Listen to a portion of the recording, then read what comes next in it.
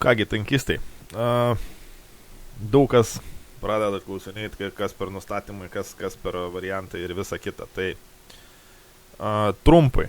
Ilgai čia nereik, viskas bus trumpai. Nustatyms yra vienas. Numeris vienas, tai yra Better Reticle Size Mod. Jį galite susirasti YouTube, parašys tiesiog Better Reticle Size Mod. Galbūt net įmesiu linką, kad nereiktų baisiai ieškoti po video.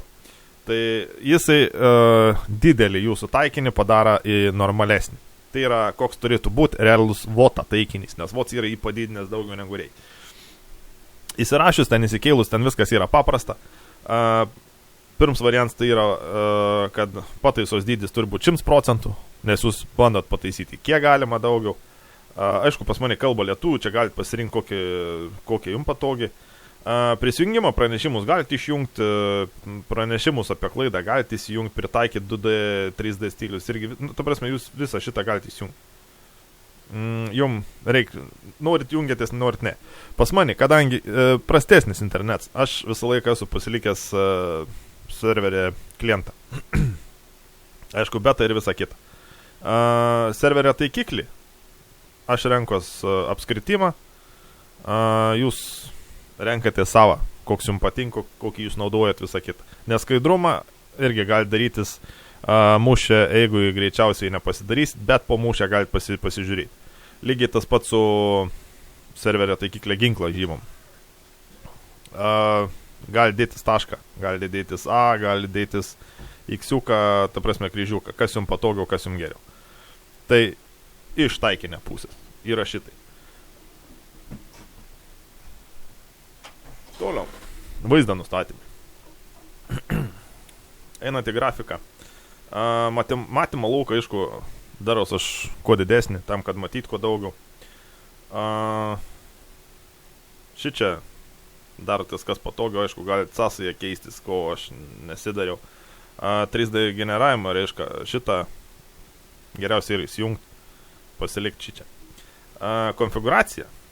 Tai čia vėl darotės kaip jums patogiau. Aš, kad kuo mažiau būtų viso šito velnė, tai arba gilus, tai, patys matot pagal apšvietimą. Aš, aišku, pasilikęs numatytusius, nes man tai to užtenka. Gali daryti gilų, gali atsitiktinį, bet, tai visą keič kaip rodo. Pas mane arba numatyts, arba išjungs. Man tai tink, aš su to galiu gyventi viskas ok. Tada yra kits dalyks, yra detalės. Detalės dažniausiai, jeigu pasijungiat, atrodo šitai. Tai, pradėkim nuo šito, kad aš visą laiką įsijungiu visus šitos, nes tai yra vikšrai, tai yra efektai, kurių nereikia.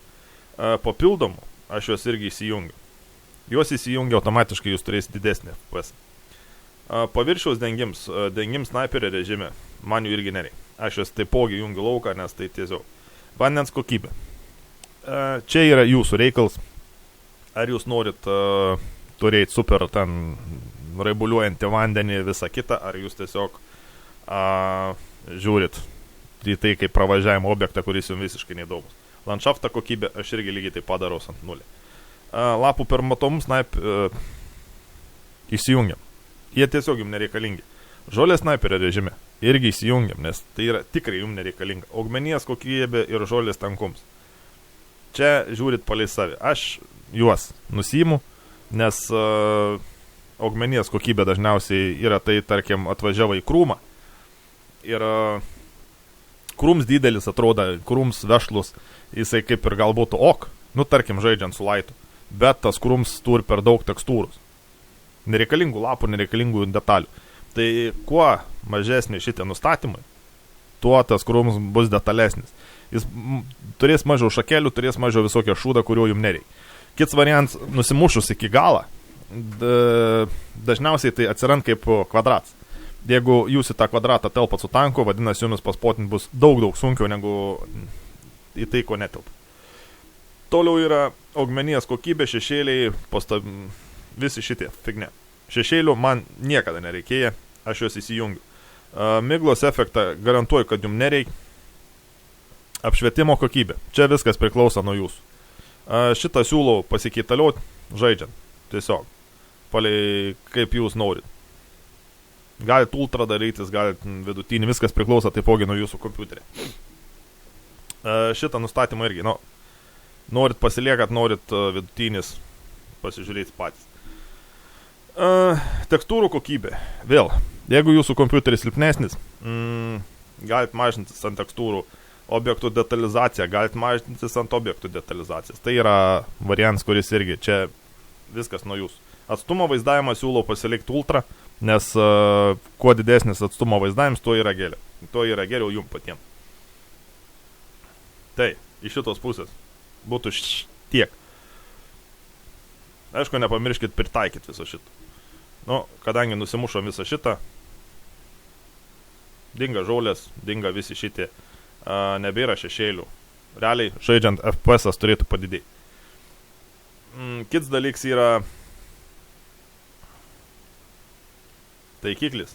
Čia, aš tikiuosi irgi susitvarkėt, aišku, tenai, jeigu atsisiuntėt modą, šits vėl.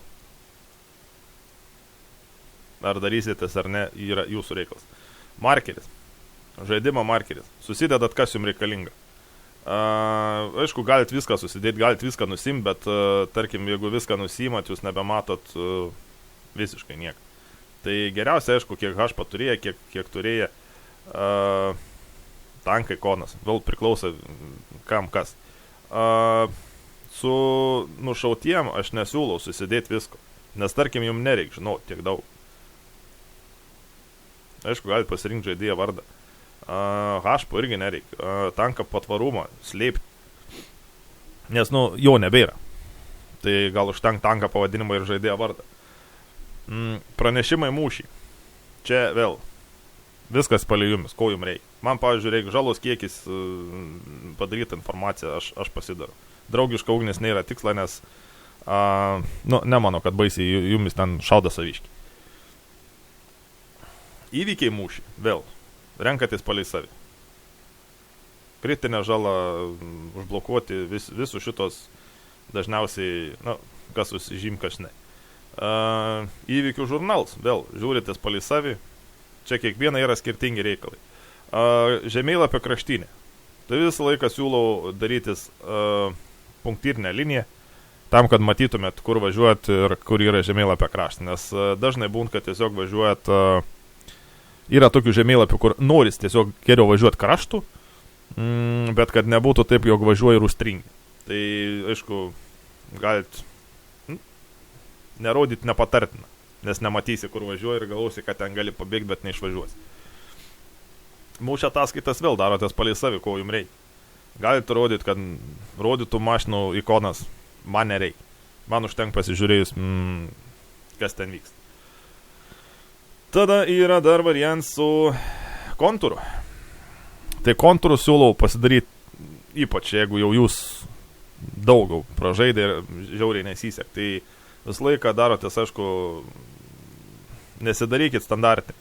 Nes jums nereikia visų šitų pabūklų, papildomų nesąmonių. Jums nereikia. Jūs matysit tai, kas nėra su 3D stiliu, nes tai keičiasi.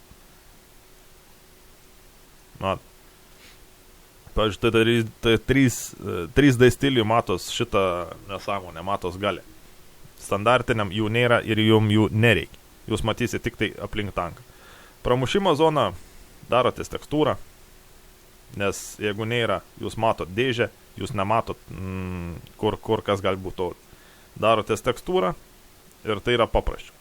Nepramušimo zona, va čia darotės užpildyti, nes jeigu, tarkim, čia va akmuo, jūs jo nematot, jūs įsivaizduojat, kad jūs turit prašaut tanką, bet jūs šauna čia, ten yra akmuo, jūs jo neprašauna. Darotės užpildą, jūs matot, kad čia neprašausi tanką, nes tai toj vietoj yra akmuo. Viskas. Daugiau šitos pusės jums nieko nereikia. Spaudžiat OK, patvirtinat. Jeigu kažkam kils super duper klausimų, aišku, čia galite įsijunginėti. Gal per anksti, bet čia irgi mūšio sąsajas siūlau daug įsijungti. Nes kas sunaikina kariškus žetonus, nušovusią kariškus žetonus, pamatyti savą animuotą. Galite įsijungti, galite palikti. Čia yra jūsų reikalas. Didžioje dalį šitų kariškų žetonų siūlau išjungti. Jie yra tiesiog nereikalingi. Dar vienas variantas, kas turit silpnesnį kompiuterį. Kur čia buvo? Pasimečiau, net pats neberandu. Pomirtinį režimą, aišku, siūlau irgi jūsų mašiną darytis. Ir dėl silpnesnio kompiuterių buvo vienas variantas, kurio aš dabar... Patarimai mūšio užkrovimo ekrane. Tai aš siūlau dėti mini mapą, nes jeigu pas jum kompiuteris silpnesnis ir tarkim jumis įkeli mūšį ar ten likus keliom sekundėm, tai jūs prieš paleidžiant tankus į mūšį, jau ten dažniausiai kieno galingesnį kompiuterį, kas spėja daugiau matyti, tai šitą nustatymą pasidarius jum rodys minimapą, jūs matysit, kurioje vietoje esat, jums bus paprasčiau apsigalvoti, kur jūs važiuosit, ką darysit, negu ten likus 2 sekundėm ar 5 įmesi mūšį ir tas laiks baiginėjas, atrodo visi jau išvažiniai, o jūs dar galvojat, kur aš važiuosiu, ką darysiu ir kur aš randas. Tai pasidarykit, šitą bus paprasčiau. Ir aišku, pasitvirtinat ir visą kitą. Tai va, tiek iš šitos pusės, malonu, jeigu turit klausimų, raštelkit, o visą kitą pamatysim, kas vyks toliau. Geros dienos ir jeigu nepamirškit paspaust like. Iki.